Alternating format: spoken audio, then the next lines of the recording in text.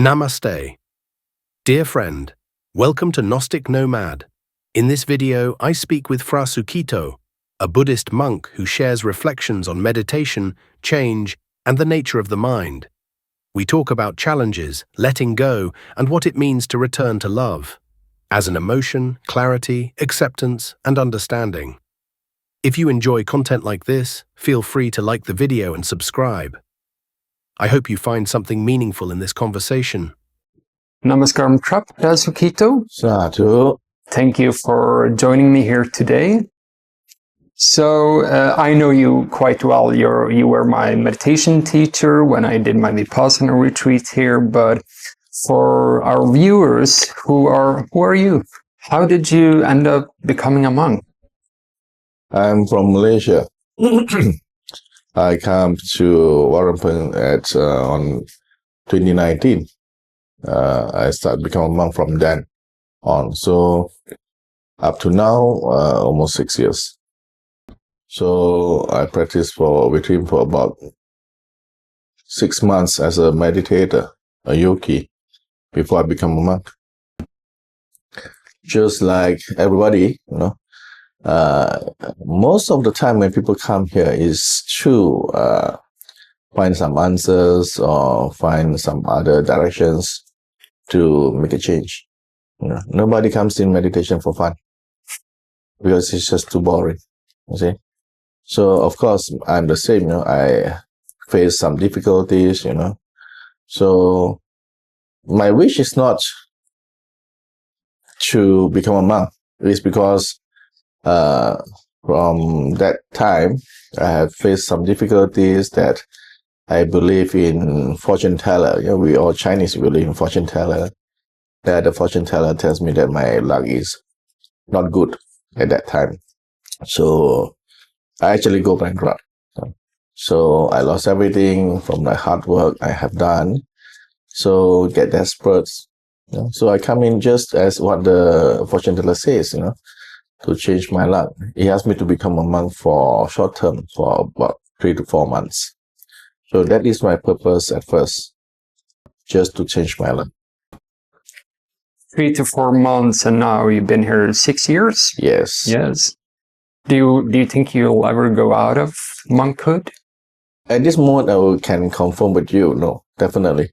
But future, there's no promise because of impermanence. I had the pleasure of experience myself during my Vipassana stay. What is becoming a monk? What has been your biggest challenges, either like worldly or spiritually? To become a monk, as I said, people come in to find some answers or direction. Because of why?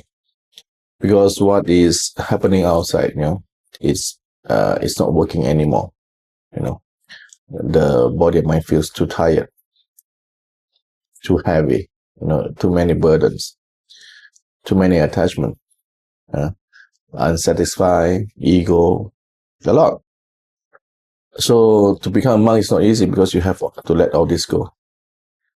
But you have to let it go because of understanding and willingly. Not because you want to escape from it, because you cannot escape from it. With understanding, you accept the nature, the understanding of the nature of the body and mind, the nature of the universe. And you just see things differently. So when you accept the nature as it is, the body and mind as it is, you will be detached from a lot of things that makes this body mind liberate, feel so free. So that is why I'm still staying here. I see. You say letting go of attachment or accepting things the way they are. It sounds so simple, but how do you actually accept things the way they are? Like in my own experience, I've been faced with challenges and griefs, and I tell myself, okay, I accept it. I can't do anything about it, but still it comes back to haunt me. So how can you as a monk and me as a lay person come to full acceptance of the world as it is? Different understanding. Different understanding. Yes. Your states of different understanding and mind is a bit different. I've been through your states. Yeah. I suffer. I cry. When I'm here, I cry for 9 months in this temple. Even I've become a monk after 6 months, I still cry. Because I'm still holding on. The anger and the unsatisfaction is still there. I blame everybody, I just don't blame myself. But it's a fact though. Sometimes, most of the time, I will not say 100% because we are still different. You know? Most of the time when things happen to us, in some way, unconsciously we allowed it. That's why it happens, because you have to make a choice to say yes. Then it only happens to you. But maybe it's in a state of unconscious. You're not. Your consciousness is not fully aware. That's why things happen. This body and mind responds to a lot of things. It's the nature for the body and mind to respond. Your eyes is for see. You're seeing some things. Your ears is to listen. Your nose is to breathing. Your tongue is to taste. Your body is to feel. So you cannot escape from whatever they do. They see something. They receive information. With the knowledge they have, the habit they have, they respond. So it's the nature for the body and mind to do responding. But if you hold on to the responding, certain emotions will come up. This is what we call attachment, because the body likes certain feelings that they will hold so tight. When they are not willing to let go, and when they change, you feel disappointed. It doesn't go your way, you feel disappointed. It doesn't reach your state of mind that you want it to be, you still feel disappointed.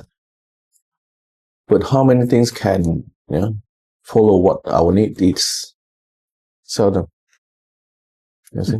So when you are not satisfied, you just feel this is how the body and mind responds. It's a nature. Yeah. It is. For me, I thought it was having a difficult childhood, but on my journey I see it's not only me that had a difficult childhood, but everyone else, or it's just how society is. It's how we work as a human being. We push things away, or we attach to something as the way it is. For me, it was a lot of like pushing away. That's an emotion I don't want to feel. I don't know how to handle it, so I push it away, and it comes back stronger. So how is at Wat Rampung? How do you say it in Thai? Wat Rampung. Wat Rampung. How do you teach Vipassana here? How we teach Vipassana here? Yeah. First, Vipassana is something what we call cleansing, or see through. See through what? The nature of your body and mind. What they hold, what are they attaching to? What makes them feel unsatisfied. To understand the nature of the body and mind, and to also accept the nature of the body and mind. Because the nature of the body and mind is not perfect. Birth, sickness, old age, and death. This is something that you have to go through. And whatever the body holds, it's not up to you to choose. You see, like, the school teach you about colors. They don't teach you which color to like. The eye have to see, the body have to feel to make a choice. This feels nice. This color suits me. Then you will lead your consciousness and say, this belongs to you. This is when your consciousness is half awake. Okay? When it's fully awake, before they decide anything, their mind will think through. My closet is full. If I buy this, where should I put it? Then maybe they have that kind of decision. Like for instance, when people are arguing, right? When you argue, you don't have to think. The nearest to your mind, the habit that you have, they just spit it out, right? Then after you sit one corner, I sit one corner, you have time to cool down the body and mind, I have time to cool down the body and mind. They think differently. Then they will say, I shouldn't have done that, right? That is when the consciousness is fully awake, because they have time to evaluate, to do certain things to understand more. Mm. But our life, sometimes it's just too fast. You need to respond so fast that the mind don't have enough time to think through. It will just go according to the habit that you have. That's why sometimes we just did some mistakes. Because it's just too fast for us. Yeah. And I think coming out of the Vipassana retreat, that was something I really noticed, how fast society is going. Yes. And also something I thought about before, that society is moving fast, and our body, and at least our body it's slow material. It's There's slow. a thing, you see, when I say this body is imperfect, this body and mind is not smart enough to do some choice sometimes. For instance, we all have bad habits. When you say bad habits, you know it's bad, but why are you still keeping it? Yeah. Because the body and mind tell you it's not an issue. This is when the body and mind takes over your consciousness. Yeah. You have a mindfulness technique that I think most people heard about mindfulness, but for me, what you teach is just an extra layer of mindfulness, because you focus your consciousness, your awareness to every single specific point. So when you're in meditation and I feel anger, I give that anger my full attention. I say anger, until it dissolves. Why do you practice like that? Okay. When your body and mind react, for instance, a memory, if why people feel sad and don't feel happy, if they can, they will want to feel happy. But when they feel sad, they keep on feeling sad. It's because the body holds on, that it brings your consciousness along, into the feeling that the consciousness is not awakened to know that the body and mind is suffering. They just like the feeling. This body and mind need what you call assistance. They want to feel alive.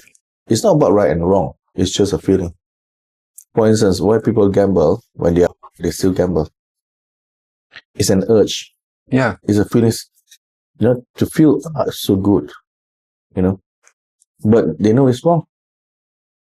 If your consciousness is aware, is strong, is awakened, they will remind the body again and again, this is not good. Even how 100 many times, 100 overtimes, 200 overtimes you do, you still have the same fate. The body and mind is stronger than the consciousness. They will give them excuses. I have another chance. I have another chance. This is all the false information they give to the consciousness. Yeah. If it is not strong enough to take care of the body and mind. Yeah. It is. That's what happened to us. Yeah. I've had many bad habits, as you mentioned, like among else, I used to smoke cigarettes. Me too. Yeah. Fortunately or unfortunately, they have these nicotine pouches nowadays. So I quit smoking and I started doing the nicotine pouches again. And every so often I will get out of the habit of using these nicotine pouches, and then maybe my meditation practice slips or something else puts me off balance, and then I'm like, I'm just gonna have one, and then I'm back on track. Yes. That is why the body and mind needs care. Yes, they do. They always do something that makes them feel comfortable. Yeah. It's not about right and wrong. They just want to feel like this feeling. Yeah. You see? That's why when we start to smoke at first, you want to smoke, but you hide. Why you hide? It's wrong. Yeah. But the body says, no issue. It's always excuses. The body and mind just seek to the most that is the most convenient for him, the most easier for him. So it's always a shortcut. Yeah. And I know that smoking and these nicotine pouches are bad for my body and for my mind and everything, but still the craving is stronger than my consciousness. So my body and mind wins because they just want to go back to that state. They'll be awake. Yeah. And they are really, really hurt. Yes. I think that's something that happens to a lot of people that go on this self-discovery journey, that at some point it hurts just a little bit too much. Yes. So they go to a Vipassana retreat, or they go into the jungle and do some plant medicine or something. Fortunately, pain also wakes us up. Yes. Yeah. Here at Rampon, take us through how you do Vipassana here. So I like to do the practice and explain bit by bit so that you guys have a more clear direction. Okay. Vipassana is about insight meditation, is to see what is inside. But it's also a process of cleansing. You know, because in our body and mind, we have a lot of past, satisfied, unsatisfied, old good habits, bad habits, attachment, a lot. So when you do meditation and you pay attention to your body and mind, if you really pay attention to meditation, when you do rising and falling, you pay attention to the belly, it brings you peace and good concentration. When you feel peace, you have good concentration. When the mind do something else, you are able to see. It will always bring you memories that when you see, the body will respond. Anger, annoying, happy, sadness, right? But it's not. It's just a memory. What you are responding to is a memory. But if you respond to a bad memory, you feel sad. If you are not aware that you're holding the memory, you keep on feeling sad. But how long you want to be that way? So a memory is something you are not able to erase. If you don't have a right way to respond to your memory, every time it comes out, you will have the same feeling, same emotion, anger or sad. Until one day you understand and the body and mind are able to accept the fact, okay, this is just a memory. It's done. What they call is the past. The past are supposed to make you grow, not to hold you back, right? But the body doesn't know that. They feel unsatisfied, they want to hold on, they want to look for the answers. Of course, because of the past, we look for the answers that make us intelligent. But it's not for you to hold because of unsatisfaction. If you hold because of unsatisfaction, you will always feel the pain. Until the body and mind can accept the fact, we are who we are because of the past, you should not hold on to that, then only you can move on. If they don't understand and don't accept the fact, they will always stay on the past. The feeling will always be the same until the day they die. Yeah. That is what we call suffering. And it grows stronger. Yes. And here at Rampon, I'm never gonna get used to saying that name. I'll do my best. Here at Rampon, you do sets of walking and sitting meditation. Yes. Why do you do it like that and not just sitting? Okay. Walking meditation is to improve your confidence and effort. Sitting meditation is to improve your wisdom and concentration. Because when you walk, we have 6 steps, right? Different steps to build up more concentration. And when you walk, you have to walk slow. And every step have their own style and period of time. So it require patience. Okay, if you do it so well, right? You pay attention, you feel full concentration. Eventually, it brings you confidence. When you walk, you just feel so stable. Okay, and of course, before you have the confidence, you have to put effort into it because it's not easy. And you'll be walking from daytime until nighttime, from 15 minutes until it becomes 1 hour. So, and also when you walk, you have to open your eyes. You will always be distracted by the surrounding, right? This is what you do outside. Outside, you have to open your eyes and face the world. Now it's for you to have more concentration, that you are not easily distracted. You see, when you put full concentration, whatever you see is clear, confidence grow. This is walking meditation. Sitting meditation is because when you do sitting meditation, you have to close your eyes, right? When you close your eyes and you have full concentration, the mind goes deeper. They will carry out the past, from the recently one, your middle age, your childhood. If you believe in reincarnation, some you'll bring from the past life. It's a feeling you don't understand, but it's a strong feeling that you have to let it out. Yeah. So when it's there, whatever pops up is for you to learn how to not attach. It's for you to learn how to create positive mind. It's for you to learn how to be patient. How to have faith on yourself.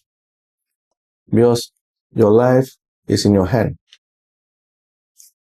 You just have to know what you want to do and make it happen. Sometimes it doesn't happen immediately, or maybe it doesn't happen. So what? Change another one.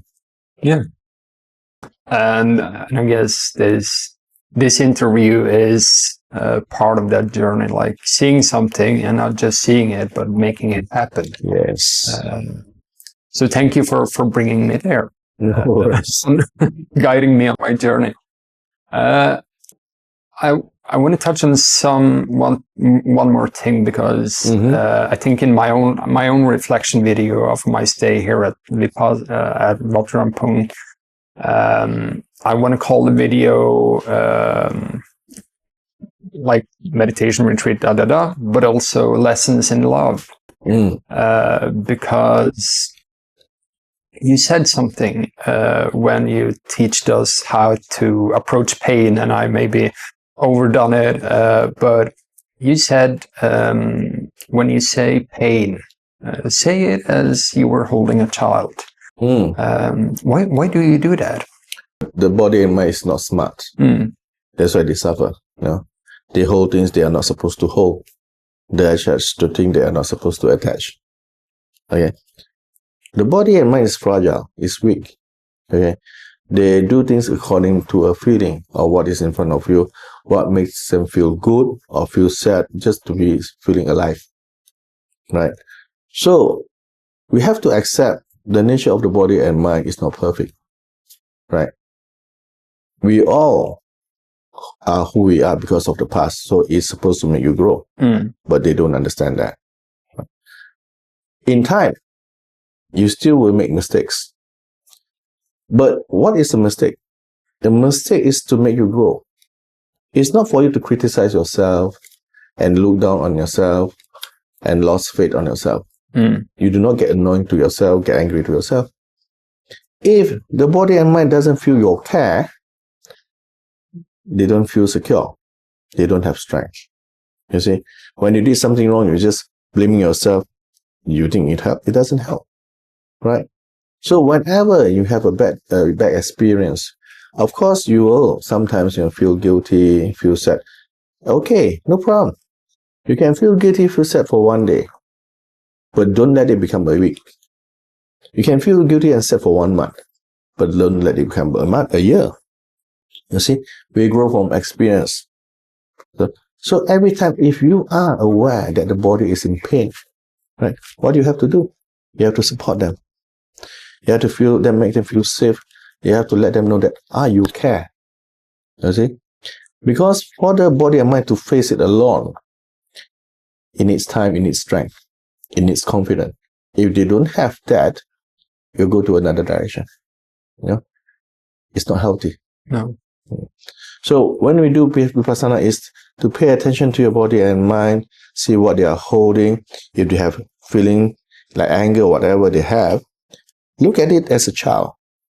And the child is in anger. He's feeling sad. What you should do? You acknowledge the issue. This is sadness, this is pain, but with the right approach. With kindness. Anger, not anger, it blows up, right? So you approach with kindness and love, anger and patience. The body and mind can feel what you are doing. When they feel that you care, they feel strength, they feel secure, then they have the strength to face it again and again and again until they have full understanding and willing to change. Otherwise, if they don't put time, they cannot see clear. they cannot change. Yes. But they need your support. So, and thank you. It's a beautiful lesson. And for me, I discovered myself that, as probably many else do, that I have kind of two voices inside of me. I have the critical one, and I have the loving, caring, and patient one. And I really noticed the difference when a critical, impatient voice was saying anger, like just get it away, anger. And when the loving, caring voice, like, oh, this is the critical voice. Let's tune into the loving, caring, patient voice that said anger. That's why you see, before you have this kind of awareness, because if you are not aware how the body and mind feels, you are not able to change. You are in that condition, right? Until your awareness is strong, your mindfulness is strong, when you see what has happened to your body and mind, then only you are able to lead them. So this is how you change, but you have to give them good information. Yeah. Another kind of information. If you don't give them information, they don't have a new direction, they will just go back to the old one. Yeah. And it takes time to learn this. Yes. And I think that's the beautiful thing about your 26-day introduction course to Vipassana, which is, for me, it was a bit of a surprise that it was a 26-day introduction course. And it felt, for me, it didn't feel overwhelming. Hey, so I'm calling bullshit on myself here. This is just a lie to hide my own insecurity, and I'm just calling myself out here. I was pretty overwhelmed going into this, but I didn't allow myself the time to feel it. So thank you for still hanging on, and enjoy the rest of the video. But I think for a lot of people, it can feel a bit overwhelming starting with 26 days. Yes. But, and you feel free to comment on this, but for me, it was a beautiful journey, and I think 26 days were necessary because I had to face myself again and again and again and again. And even after like halfway, I wasn't where I wanted or I hoped to be, and where I am now, and had like new discoveries. But the repeated training of caring, loving, self-attention, I think it sticks better after 26 days compared to 10 days, which is the standard. You can say to build a habit, it takes times, right? So we are actually creating another kind of habits for you, another kind of how the body and mind should respond. You know? But to become a habit, 26 days, even 26 days is not enough. No.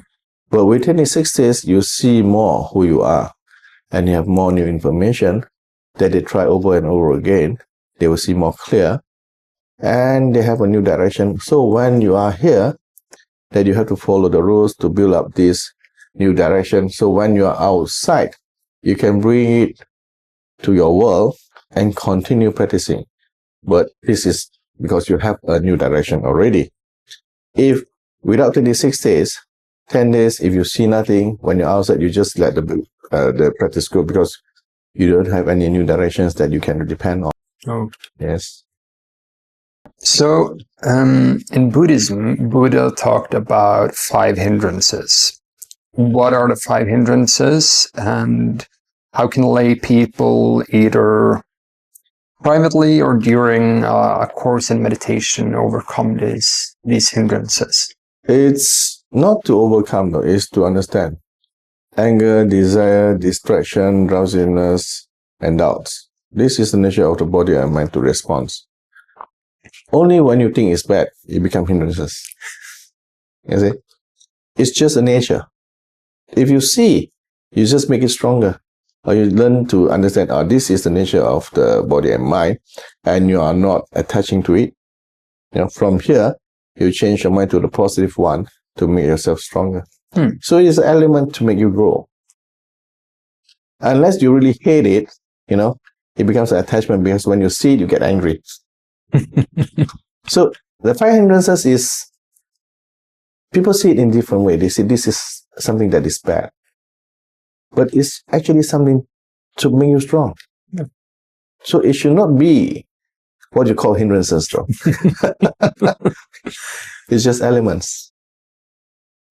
I have a question, because before coming in here, I had myself, in my experience, a quiet mind. I rarely got angry. It was usually like 2 or 3 times a year I got angry. Mm-hmm. But when I came inside here, like my thoughts just exploded. I was thinking all the time, and I got upset by the smallest thing. Like one morning I was doing walking meditation, like a 4-meter long stretch, and I had this fan facing that 4 meters, and I was about to turn when a lady comes and she turns the fan away from where I was walking, and I just exploded. What happened? Okay, when you are in the temple, right? Outside the world is different. Whatever you feel is easily distracted by something else or replaced by something else. If you're not happy, you can have a drink of beer. Yeah. Right? Here you cannot. So whatever happens to you, you will see more clear. It's good because it's for you to bring everything out. So it's a chance for you to do cleansing. So you will be more sensitive. Yeah. But the purpose of it is to let you see who you are, what are they holding. You can see that they are holding so many things. Yeah. So it's a chance for you to discover who you are and why are they holding that, and a way of doing cleansing by teaching your body and mind how to not attach to it, because you have something better to do than just holding to the grunge. You see? I see. Something during my Vipassana, there was one episode with touching points. And I had difficulties feeling the touching, so I felt clever. My ego felt clever, and said, like, let's add a column of light to push in before we touch, and it felt like it worked. And I told you, and you said, don't do that. We're not trying to create anything, and that it flipped a switch for me. Because going on this journey, I've been on the road for 10 months now. And I guess I went out searching for God. And at some point, I felt now I need to search for myself. And one of my goals on this self journey has been to accept myself as I am. So your comment that we're not trying to create anything, it just resonated like, that's it. I need to accept myself as I am, not try to create happiness or joy or light or anything. And it also reminded me of a quote by Rumi. I sought for God and I found myself. I sought myself and I found God. Do you have any thoughts or reflections? Some part of us, we are Buddha itself. Yeah. When you are born, you are pure. Just along the way, there's, because of life experience, a lot of things pile up. Then you're not able to see who you are before. What you are now is a creation because of attachment, what they see, what they hold, the urge, the feeling, the response, the attachment becomes who you are. That's why we are always heavy and tired. So if you learn to know what is enough, because the body and mind can only receive so many things. You can only wear 1 shirt at a time. You cannot wear 10 shirts at a time. You cannot have 20 dishes at one time. You see? So to understand that how much body and mind can hold, and it's healthy for them, they feel relief. They feel more lighter. Their mind feel more clearer. So when we are here, we are doing cleansing. That means we throw out all the unnecessary things. Of course, there's still something important inside. And we teach the body and mind to have a new direction, not like the old direction. That's why you are tired. So a new direction, that you have a clearer mind, a better choice, a healthier one, so that you can go for even more longer. How can we carry with us the knowledge of the five aggregates and the teaching of non-self in our daily life? Be mindful Be mindful. all the time. Be aware of your body and mind, because it helps a lot. If you are mindful and you know what is happening to your body and mind, because awareness is there, then you know what you should have done, what you can do. If you're not mindful, you're not aware, then you'll always be in a condition where the body and mind brings you. Your body and mind is just like a car, You will learn to be the driver, not the passenger. You learn to be the passenger, that means you're always carried by your body and mind. You learn to be the driver, your consciousness will carry your body and mind along to a healthier way. Yeah. What does Dharma mean in today's world of climate change, conflicts, urbanization, stress, increased workload? Dharma is a teaching of Buddha. The teaching of Buddha is to teach you how to act in a way of more healthiness. Think right, say right, do right. Not because of to satisfy a feeling, to satisfy an urge, to satisfy your attachment or your craving. Because with whatever it include, desire, craving, urge, they don't have limit. It doesn't end. When it doesn't end, really happens, you will go to different ways to have what you want. This is how we go wrong path. A good kind of understanding is a good kind of a better or healthy life. That with motivation, with desire, but the right kind. That they do in a way that they are not hurting or cheat people to get what they want, and they have an understanding of what is enough. So it doesn't bring you to a different path. It's a more healthier way. The healthier way, brings you wisdom, brings you love. So when the wisdom becomes great, it sets you free. When the love becomes great, it sets you free as well. Because the smallest is to make you strong. Small wisdom is to make you more smarter, right? But when we reach in the stage of when you become great, that means you know that you're too strong, that all this is not just for you. You can share, so that you have less attachment. You have more freedom. Yeah, this body and mind can only have so much. You cannot have the whole world. But whatever you have, you can share to the world. So it's a different kind of achievement. Yeah. Achievement to get freedom.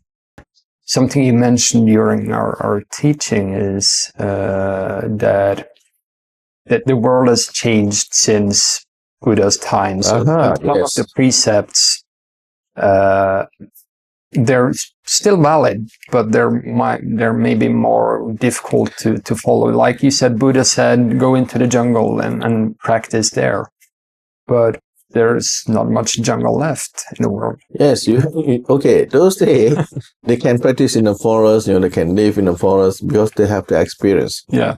Yeah. If now I throw you in the jungle, you may die from that. Probably. For the food that you eat, for the mosquito bites. Yeah. So there are a lot of things that change. The rules are there is to discipline the body and mind so that they will always be aware and be more careful what they do before they do, to improve more awareness, more mindfulness. So it's always good. Yeah. Yes. It's not a burden. It's not something that holds you back. It is difficult, but it's good for you. What is discipline? Doing something the body and mind don't like, but it's good for the body and mind. Yes, so easy, but yet so hard. Yes. And if I can try to sum up what you say is that society might have changed and technology is but human beings are still human beings. Just like I tell you, the world is improving, but the planet is suffering. Yeah. Yes. This desire is a natural part of being human being, and I have a lot of desires myself. How can I work with it rather than fight it or try to escape it? We need desire to have a life. You don't have desire, you don't have motivation, you don't have a life, right? But you need to have a right kind of desire that doesn't include greedy, that doesn't include strong urge, strong ego. Ego is there, but it can take over your life. You know? We need to have more awareness. When you have all that, but still be aware so that they don't go to the wrong path. Because when the greed starts, it doesn't end, and you'll be blinded. You know, when you are aware, you know, when you know it's enough, you know, and you have a healthy way of desire, that means you do not cheat or hurt people to get what you want. It's out of your hard work. Okay, you can see this is all come from the hard work. You appreciate more, and you appreciate people more. You see, the kind of way, and it will let you know when it's enough. You know, you still have a good life, but a healthy one. Yeah. How do you define happiness, and how can people be happy? What is happiness? Yeah. What is happiness? Freedom from your body and mind. If the body and mind holds on to something, you'll never be free. You'll never be happy. Okay. Because whatever you hold, it will not last forever. Nothing lasts forever in this world. No. You learn to appreciate, but not attach.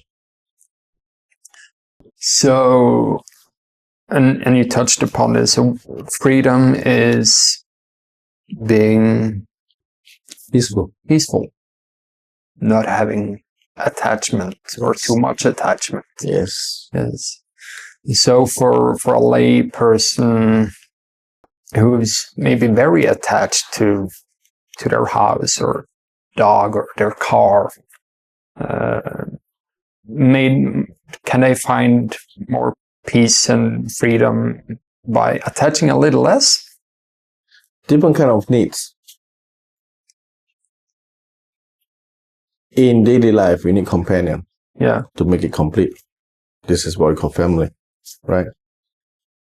Appreciating is good, but you attach it for too long. If someone passes away and you're not able to let go, then you suffer. Because of love, you suffer. But love are supposed to make you happy. Yeah. So if you appreciate, you know the nature of the world, birth, sickness, old age, and death. Somehow will die someday. But you appreciate every day that you are together. When it's gone, that means you know you have all days before. You should not bring you sadness. You feel, yes, you try to, you miss them, yes, but you can still miss them in a more healthier way, knowing that they are in heaven, knowing that when they look down, they don't want to see you cry. You see, for Buddhist understanding, the body ends, but we doesn't end. Oh. The one that ends is just a body. We will continue with the next life. Or if you are great wisdom, you have great wisdom, yet you are not in the circle of rebirth, maybe you are in another state. You are still you there. Yeah. Just a different you. So it doesn't end. Just the body and mind is not there. The memory is always there. You said strong people make good times, which make weak people, which make bad times, which make strong people. How do you see this cycle in light of an impermanence and change? Bad times create strong people because you have to fight for it. Strong people, bad times create strong people. Strong people create good times. When things are too easy, people tend to get lazy. Right? So good times create weak people. Weak people create bad times. Bad times create strong people again. It's a cycle. As I said, the world is getting more convenient, more smarter. But at the same time, the world is getting weaker. The planet is getting weaker. Because you have a lot of things that you have climate, you have a lot of things that destroy. It started to not destroy, it's hurting the world, it's hurting the planet. Improvement is good. but in a healthier way is better. Yeah. What are usually the biggest challenges for students coming here?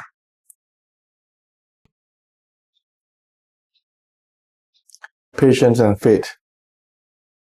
You need to have strong faith with yourself, and you need to have patience, because to recognize who you are and to accept who you are is not easy. You need strong faith. That's why when I said whatever comes up, you have to treat it as a child. You have to look from the other side to see and take care of them so that they feel secure. Because it's not easy. Yeah. It's never easy. No, and myself wanted to leave so many times.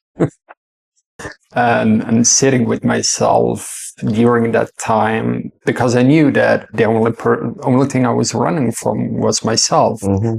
And there's no running from that. It's going to catch up eventually. Yes. But I also have great compassion and understanding for the people who choose to leave, because it's quite a difficult process. It's difficult. Yeah. It's painful. Yeah. Especially those who have a kind of struggling past. It's not easy. No, it's not. That's why when we meditate, you need to have strong faith with yourself, patient with yourself, and love. You have to really take care of your body and mind. When they are feeling sad, when they're feeling angry, you really have to take care of them. Yeah. That's why I will suggest you guys those days when you meditate, you have to use your mind to know what is happening and care for your body and mind. But after the meditation, I would suggest you to use the hand and tap, so the body can feel more clear. So strong contact, that they are able to stay cool, stay calm. And for some people, at least me, I needed to learn love, self-love in a new way. Yes. And that takes time. Takes time. Yeah. It does. What have you learned from being a teacher of Vipassana? What I have learned? Okay, I have learned from my past. Because of attachment. Yeah. I know that is why I suffer. So from there, and I have another kind of understanding. When you let go of things, you feel free. But you still appreciate every time that whatever you are doing, it's fulfilling you. But it's not a kind of attachment, it's kind of freedom. By knowing what you have and what you can give, it's not for you to hold. Yeah. Yes. There are a lot of things that it's not for you to hold. You can just only appreciate. Whatever really belongs to you, it's just your body and mind. Not the clothes you're wearing, whatever you have in your body, it's not yours. No. Eventually it'll go away. It will. Yes. My body as well. Yes. Yes.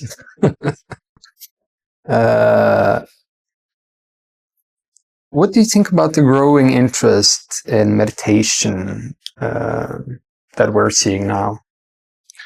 To make you to have a clear mind, knowing the nature of your body and mind, and accept it, but protect it, make them stronger, give them more wisdom, so that they can free themselves. And more people meditating, does it make for a more peaceful world? Yes, it does. Because you do not meditate and have a wicked mind. No, but that leads me into, like, we don't have to comment on our world leaders, but I get an impression that a lot of the leaders are so busy saving everyone else that they kind of lose themselves in the process, and when they lose themselves in the process, they also lose everyone else. This is the nature of a human being. Yeah. This is the nature of the world. We are here. We are here not because we want to be here, because we are already here. It's not of our choice. But if you do not understand the purpose of being here, that means maybe you will go in the wrong side. It's just different understanding. Yeah. If you want everything for yourself, you become something else. If you know what you have, you can share, you become someone else. Yeah. Closing up, do you have any advice for beginners at home who wants to start meditating? At least try for 7 days, then you see Yes. what you can be. And do people need to start with an hour of meditation? You don't have to. No. But it's always because meditation is something like that. If you sit for 50 minutes, the mind don't have enough time to see what is inside. It takes about at least 45 minutes to see what they are hiding, and to understand from there and change from there. Because 15 minutes, the mind is just started to settle down, and you are done. Yeah. You're not able to see what they hide. So the goal should be 45 minutes 45 to an hour. Yes. But a good place to start is just 15 to find a way how to ease the body and mind first. And that is 15 minutes walking and 15 minutes of sitting. Yeah. Do you have any advice for people that consider coming here to Thailand, to this temple, for doing Vipassana? Is it something they should consider before coming? Prepare yourself well. Because when you come in for meditation, you have to have full concentration on yourself, body and mind, not other people. So you should not be distracted for the things that you are not planning for. Like when you come in without a good preparation, you're worried about outside, it will distract you. Yeah. You need to use your phone, it will distract you. So you have to plan well before you come in so that you can have all the time you need in here without the distraction from outside work. Any closing remarks? Love yourself more. That's the best way to go. Kapkan Krab. Thank you so much. You're welcome. Thank you. Thank you. Namaste. Dear friend, thank you for joining us in this beautiful conversation. If you liked the video, please remember to hit the like button. And if you'd like to see more content like this, you're welcome to subscribe. See you next time, friend.